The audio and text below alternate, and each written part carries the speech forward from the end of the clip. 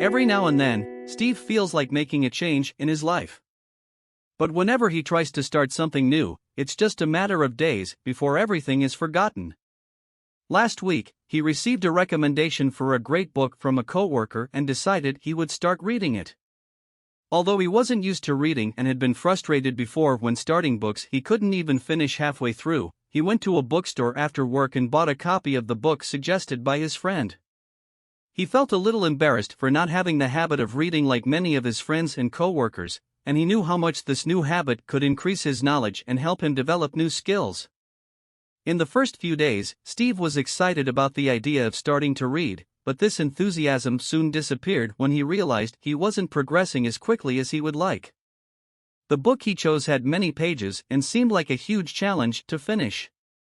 He was used to spending his free time watching TV or browsing social media, so the idea of reading such a large book started to seem a bit boring and tiring.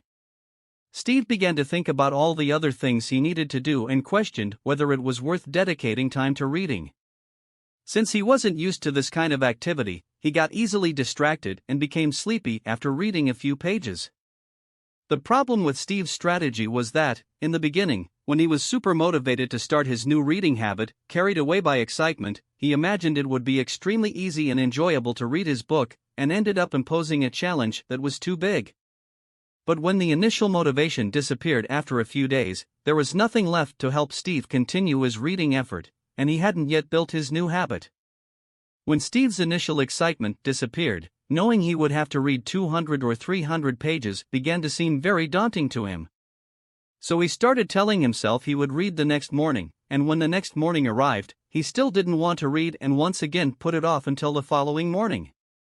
Steve gradually abandoned the book and let the idea go, as he usually did whenever he tried to make some significant change, but this time, he discovered something that had the potential to change the outcome of this story. This doesn't just happen to Steve, but to all of us. Why is it so hard to stick to our new habits? One reason is that sometimes we think the habit is too difficult, and this makes us afraid to try. In the beginning, when we are excited, it is easier to try. But when the excitement goes away and we haven't yet gotten used to the habit, it can seem very difficult to continue. So instead of relying on excitement to keep going, we need to turn our new habit into something we do every day. That's what Steve discovered. An idea called the 2-minute rule that can help make the task of sticking to reading much easier.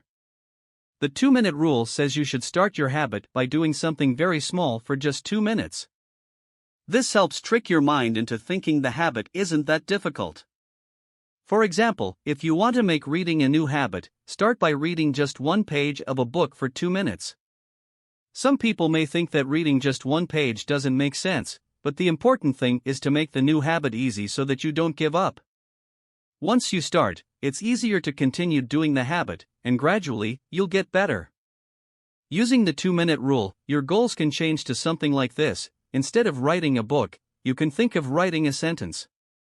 Instead of flossing all your teeth, you can think of flossing just one. Instead of running 5 kilometers, you can think of putting on your running shoes and taking a walk around the block. All these things are easy to do and help you start your new habit. Remember, starting is the most important part of any new habit. It doesn't matter how well or for how long you do it, the important thing is to keep doing it every day. Instead of trying to be perfect from the start, do something easy and simple.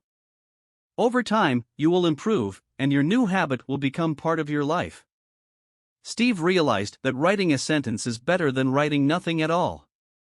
1 minute of piano practice is better than not playing. And 1 minute of reading is better than never picking up the book. It's much better to do less than you expected than to do nothing at all. There will be plenty of time to improve your performance later. So try the 2-minute rule whenever you're struggling to stick with your habits. You'll find it's easier to start, and gradually, you'll improve. Remember, doing a little every day is better than doing nothing at all. If you found this video helpful and inspiring, please give it a like and share it with your friends and family who might also benefit from this tip. We'd love to hear your success stories and how the 2-minute rule helped you create new habits. So leave a comment below, sharing your experiences and which habits you'd like to develop.